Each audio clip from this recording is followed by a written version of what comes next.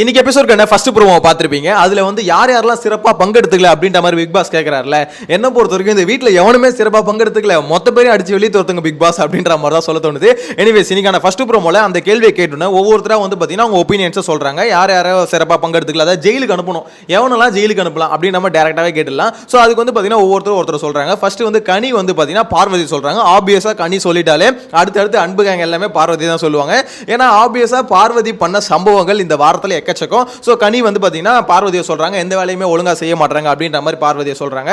அதுக்கப்புறம் அன்பு கேங் லைனா சொல்லும், அதனால அதெல்லாம் கட் பண்ணிட்டாங்க. நெக்ஸ்ட் வந்து பார்த்தீங்கன்னா திவாகர் வந்து கானா வினோத் சொல்றாரு, full and full fraud activities தான் அவர் பண்ணிட்டு இருக்காரு, எதுவுமே ஜெனியூனா பண்ணல அப்படின்ற மாதிரி பார்த்தீங்கன்னா திவாகர் வந்து கானா வினோத் சொல்றாரு. ஸோ நான் கூட நினைச்சேன் அவர் சொல்லும் போதே கானா வினோத்துக்கும் அவருக்கு சண்டை வரும்னு, பட் சொல்லி முடிச்சுட்டு போய் உட்காந்துட்டாரு. நெக்ஸ்ட் வந்து பார்த்தீங்கன்னா வியானா வந்து கமருதீனை சொல்றாங்க, ரொம்ப வயலண்டா பிஹேவ் பண்றாரு அப்படின்ற மாதிரி. அது ஒத்துக்கு தான் வேணும், ஏன்னா அவர் அப்படிதான் இருக்காரு. எல்லாருக்குமே கோவம் வரும். கோவம் வர ரீசன் சமயத்தில் கோவம் வந்தப்ப அந்த கோவத்தை வந்து வார்த்தையில் வெளிப்படுத்துறது ஒரு வகையான வயலட்னா, இந்த மாதிரி ஆக்ஷன்ஸ்லேயே ஒரு போயிடுறாரு, டைரக்டாக அடிக்கவே போயிடுறாரு அப்படின்னும் போது அதுவும் ஒரு தப்பு தான். ஸோ வியானா வந்து கமருதீனை சொல்றாங்க. இதுக்கடுத்து தான் முக்கியமான தலை உள்ள வராரு. கமருதீன் உள்ள வந்து பார்த்தீங்கன்னா திவாகரை சொல்றாரு, இந்த மாதிரி திவாகர் வந்து பார்த்தீங்கன்னா சரியில்லை, அவர் வந்து இப்போ கொஞ்சம் பார்வதிக்கு அப்படின்ற மாதிரி கொஞ்சம் இழுக்கிறாரு. உடனே வந்து பார்த்தீங்கன்னா பார்வதி அங்கேருந்து கத்துறாங்க, நீ பேசனல அப்படின்ற மாதிரி பார்வதி சொல்ல, இந்த பக்கம் திவாகர் வந்து இந்த மாதிரி பர்சனலாக சொல்லக்கூடாது, இவர் வந்து அங்கே சொல்லிட்டோன்னு சொல்றாரு அப்படின்ற மாதிரி திவாகர் ஒரு பக்கம் கத்த ஆரம்பிக்கிறாரு. உடனே கானா வினோத் அங்க இருந்து பூந்துக்கிட்டு வந்துடுறாரு. டேய் என்னடா நீ சொன்னல, என்ன எவ்வளவு பர்சனலா சொன்ன, சோ அப்ப இப்ப நீ சொல்லும்போது உன்னை சொல்லும்போது மட்டும் உனக்கு வலிக்குதா அப்படின்ற மாதிரி கேட்கிறாரு. நியாயமான கேள்விதான். நீங்க சிம்பிளா ஒன்று யோசிச்சிங்கன்னு வச்சுக்கோங்களேன். கானா வினோத் வந்து திவாகரை சொல்கிறார்ல, அதாவது நீ பண்ணும்போது உனக்கு கரெக்டாக இருக்குது, மற்றவங்க உனக்கு பண்ணால் எப்படி தப்பாக தெரியுதுன்னு கேட்குறாருல, அது ஃபேக்ட்டு. ஆக்சுவல் திவாகர் ஒரு தப்பு பண்ணால் மட்டும் இந்த வீட்டில் யாருக்குமே தப்பாகவே தெரிய மாட்டேன். யோசிச்சு பாருங்களேன், ஏன் அவரை மட்டும் ஏன் விட்றாங்க? ஏன்னா அவரை வந்து ஒரு மாதிரி எப்படி சொல்கிறது, அவர் வந்து ஒரு மென்டலாக ஏதாவது பிரச்சனை இருக்க ஆளாக பார்க்குறாங்களா என்னன்னு தெரியல. வேற யாராவது ஆள் ஒரு தப்பு பண்ணால் அது ஒரு தப்பாக பார்க்குறாங்க. ஆக்சுவலாக இப்போ டபுள் கேமில் வேற யாராவது ஆடி இருந்தால் அதை வந்து பார்த்தீங்கன்னா பெரிய இஷ்யூவாக மாறி இருக்கும். ஆனால் திவாகர் பண்ணால் மட்டும் அது வந்து தப்பாகவே தெரிய மாட்டுது. திவாகர் வந்து ஒரு நார்மலான ஒரு பர்சனாவே யாரும் பார்க்க மாட்டாங்க. வெளியே சேர்த்து தான் சொல்றேன், பப்ளிக்கும் திவாகர் தானே அவர் அப்படிதான் இருப்பார், ஏன் அவர் அப்படி இருக்காரு, அப்ப அப்படிப்பட்ட ஆளுக்கு யாரும் வீட்டுக்குள்ள இடம் கொடுக்கணும் அப்படின்ற ஒரு கேள்வி வருதுல. சோ திவாகர் வந்து பாத்தீங்கன்னா கொஞ்சம் கொஞ்சமா திவாகர் பண்றது எனக்கு நோட் பண்ணும்போது அப்படிதான் தெரியுது. ஏன் அவருக்கு மட்டும் அந்த ஸ்பெஷலான ஒரு ட்ரீட்மெண்ட்? இப்ப வேற யாராவது ஒரு சுபிக்ஷா சின்ன பொண்ணு, அந்த பொண்ணு ஒரு தப்பு பண்ணா கூட சுபிக்ஷா தப்பு பண்ணிடுச்சுன்னு சொல்றாங்க. ஆனா திவாகர் தப்பு பண்ணா திவாகரை வந்து எப்படி சொல்ல ஒரு கரெக்டான ஒரு பர்சனாவே யாருமே ட்ரீட் பண்ண மாட்டாங்க. அதாவது அவர் ஒரு தப்பு பண்ணாலும் அது தப்பு தானே, அவர் திவாகர்னா அது அப்படிதான் இருப்பாரு அப்படின்ற மாதிரி இருக்குன்னா அப்போ அவருக்கு மென்டலாக ஏதோ பிளாக் இருக்கா, அவருக்கு ஏதோ சிக் இருக்கா, அவருக்கு ஏதோ பிரச்சனை இருக்கா அப்படின்ற ஒரு கேள்வி வருதுல. என்ன பொறுத்த வரைக்கும் அந்த கேள்வி தான் கேட்க தோணுது.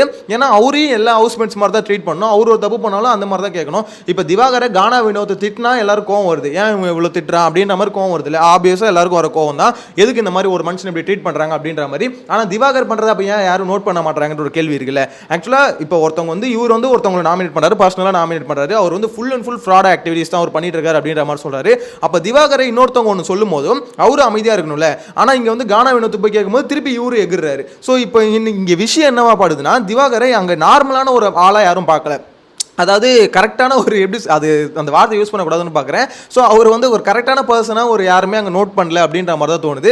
அது மட்டும் இல்லாமல் திவாகரை கொஞ்சம் கொஞ்சமாக அன்பு கேங்கில் கொஞ்சம் கொஞ்சமாக இல்லை முழுசாக அன்பு கேங்கில் சேர்ந்துட்டாரு அப்படின்ற மாதிரி தான் சொல்லணும். இந்த பக்கம் வன்ம கேங் ஒரு பக்கம், பார்வதி அன்கோ அது ஒரு பக்கம் இருக்குன்னா, இந்த பக்கம் அன்பு கேங் வந்து இருக்க பெருசாகிட்டே போயிட்டு இருக்கு. ஸோ அதில் வந்து பார்த்தீங்கன்னா ஒவ்வொரு உறுப்பினர்களாக ஆட் ஆகிட்டே இருக்காங்க. அந்த வகையில் திவாகரும் அன்பு கேங்கில் இணைந்தார் அப்படின்ற மாதிரி தான். ஆனால் இந்த பக்கம் வன்ம கேங் இருக்குல்ல, பார்வதி கேங்கு, பார்வதி அன்கோ வந்து ரொம்ப வீக்காக இருக்கு. இருக்கிறதே மூணே ஸ்ட்ரென்த் தான். அது யாருன்னா ஒன்று பார்வதி, இன்னொன்று கானா வினோத், இன்னொன்று கமருதீன். ஸோ இவங்க 3 பேர் தான் இப்போதைக்கு பார்க்கும்போது ஒரு டீமாக வந்து செயல்படுறாங்க. இந்த 3 பேரில் 2 பேருக்கு இந்த வாரம் தர்மடி இருக்கு அப்படின்றது தான் உண்மை. அதாவது கமருதீனுக்கு இருக்கு, பார்வதிக்கு இருக்கு, பார்வதி பண்ண சம்பவங்கள் அந்த மாதிரி. ஆனால் இதெல்லாம் ஒரு பக்கம் ஓரம் வச்சுட்டு நான் ஆல்ரெடி போன வீடியோவில் சொல்லியிருப்பேன்ல, பார்வதி நினைச்சா கொஞ்சம் பாவமாக தாங்க இருக்கு. ஏன்னா அந்த பீஸ் மாதிரி இவ்வளோ அடி வாங்கி மிதி வாங்கி கடைசியில் ஒன்றுமே கிடைக்காம உட்காந்து இது வரைக்கும் எந்த சீசன்லையுமே நம்ம ஆளை பார்த்துருக்க மாட்டோம். அதாவது உண்மையிலே வேற யாராவது இருந்தால் டே போதும் எனக்கு பிக் பாஸ் இந்த வீட்டை விட்டு நான் வெளியே போறேன், எனக்கு கதை திறந்து விடுங்கடா அப்படின்ற அளவுக்கு பேசியிருப்பாங்க. ஏன்னா அவ்வளோ கஷ்டப்பட்டு அவ்வளோ எஃபோர்ட் போட்டு அவ்வளோ பேர்கிட்ட திட்டு வாங்கி எஃப்ஜி எல்லாம் கழுவி ஊத்துனா அவன் காலை பிடிச்சி அப்படின்ற மாதிரிலாம் கேட்டான். அந்த கேள்வியெல்லாம் வேற ஏதாவது கேட்டு தூக்கு மாட்டு தொங்கிருப்பாங்க. ஆனால் பார்வதிக்கு பார்த்தீங்களா அதெல்லாம் ஹர்ட்டாகவே இல்லை. நான் காலை பிடிச்சேன் அப்படின்ற மாதிரி அவங்க திருப்பி கூட பேசலை. ஏன்னா அந்த மேட்ரு வந்து அவங்க காலை பிடிச்சது உண்மை, திவாகர் காலை பிடிச்சி கெஞ்சினது உண்மை. ஸோ இந்த மேட்ரு வீடு ஃபுல்லாக பரவிடுச்சு. அதனால தான் எஃப்ஜேவே அந்த மாதிரி எஃப்ஜே அவன் ஒன்றும் எஃப்ஜேவேனா அவர் வந்து பெரிய ஆள் இல்லை. அவன் சும்மா எல்லாருமே பார்த்தீங்கன்னா நெக்கில் தான் பண்ணுவான், கமெண்ட் பண்ணுவான், எல்லாரையும் பார்த்தீங்கன்னா மார்க் பண்ணுவான், இதெல்லாம் அவன் பண்ணிட்டு இருப்பான். இருந்தாலும் பார்த்தீங்கன்னா அவர் வந்து இந்த வீட்டோட செல்ல பிள்ளைன்றதுனால யாரும் கேட்க மாட்டாங்க. ஸோ அப்படிப்பட்ட எஃப்ஜே வந்து பார்த்தீங்கன்னா இந்த கம்பெனியும் பாஸ் பண்ணா உன்ன மாதிரி காலை பிடிச்சி நான் வந்து இது வரல ஜெயிக்கல அப்படின்ற மாதிரிலாம் அவன் பேசிட்டு இருந்தது காரணம் என்னன்னா திவாகர் காலை பிடிச்சது வீட்டு ஃபுல்லாக தெரிஞ்சிச்சு. ஸோ இவ்வளோ அசிங்கப்பட்டு கடைசியில் ஒன்றுமே கிடைக்கலன்னு நினைக்கும் போது தான் பார்வதிக்கு வந்து பார்க்கும்போது கொஞ்சம் ஃபீல் ஆகுதுங்க. இதோட கொடுமை என்ன தெரியுமா, இவ்வளவும் பண்ணிட்டு கடைசியில் ஜெயிலில் போய் ஜெயில் தண்டனை வைக்கணும்னா எனக்கு புரியவே இல்லை. இங்கே ஆக்சுவலாக பர்ஃபார்ம் பண்ண அதாவது சிறப்பாக பங்கெடுத்து கொள்ளாதவர்கள் அப்படின்ற மாதிரி கேட்குறாங்க. பங்கெடுத்து கொள்ளாதவர்கள் ஏகப்பட்ட பேர் இருக்காங்க அப்படின்ற மாதிரி தான் எனக்கு என்னமோ தோணுது. இங்கே வந்து பங்கெடுத்து இங்கே வந்து பார்த்தீங்கன்னா யார் வந்து ஒஸ்ட்டாக வந்து எப்படி சொல்கிறது, இந்த டாஸ்க்கை வந்து கேவலமாக விளையாடினது அப்படின்ற மாதிரி கேட்கல. அதாவது இந்த டாஸ்க் வந்து விளையாட தெரியாமல் அப்படின்ற மாதிரி கேட்கல. இந்த வாரம் ஃபுல்லாக சிறப்பாக பங்கெடுத்து கொள்ளாதவர்கள், அதாவது அந்த பங்கெடுப்பு வந்து அந்த இன்வால்மெண்ட் வந்து ரொம்ப கம்மியாக இருக்கிறது யார் அப்படின்ற மாதிரி தான் இந்த கொஷின் வந்து பிக் பாஸ் கேட்குறாரு. ஸோ இன்வால்மெண்ட் கம்மி அப்படின்னு நம்ம பார்த்தோன்னு வச்சுக்கோங்களேன், ஓப்பனாக அதில் அரோரா வந்து ஃபஸ்ட்டு சொல்லலாம். இன்வால்மெண்ட்லாம் அந்த அளவுக்கு இல்லவே இல்லை. சும்மா வரது, துஷார் கூட சுற்றுறது, இங்கே கமருதீன் கூட 4 வார்த்தை பேசுறது, அந்த சோஃபாவில் படுத்து தூங்குறது, அந்த பீஸ் இந்த வாரம் வெளியே போய்டும், அது வேறு விஷயம். ஆனால் யோசிச்சு பாருங்க அரோரா என்ன பண்றாங்க இந்த வீட்டில் அப்படின்னு பார்க்கும்போது இதுக்கு முன்னாடியாவது 18+ கண்டென்ட் கொடுத்துட்டு இருந்தாங்க. இந்த வாரம் அந்த கண்டென்ட்டும் இல்லை. ஏன்னா துஷார் அங்கேருந்து கொஞ்சம் ஜம்ப் வச்சிட்டான், கொஞ்சம் உஷாராக வந்துட்டான் துஷார். ஸோ அதனால பார்த்தீங்கன்னா அங்கே ஜம்ப் வச்சதால ஜம்ப் அடிச்ச மீன்ஸ் அங்கேயே தான் அப்பயும் சுற்றிக்கிட்டு இருக்கான். இருந்தாலும் அப்படி அந்த அளவு க்ளோஸ் இல்லை ஃபர்ஸ்ட் மாதிரி. ஸோ அதனால அந்த கண்டென்ட் இப்போ வரதில்லை அப்படின்னும் போது அவங்க ஃப்ரேமில் வர்றது ரொம்ப ரொம்ப கம்மியாக இருக்குது. அதாவது பேக்ரவுண்டில் மட்டும்தான் ஜூனியர் ஆர்டிஸ்ட் மாதிரி அங்கங்கே நின்றுட்டு இருக்காங்க.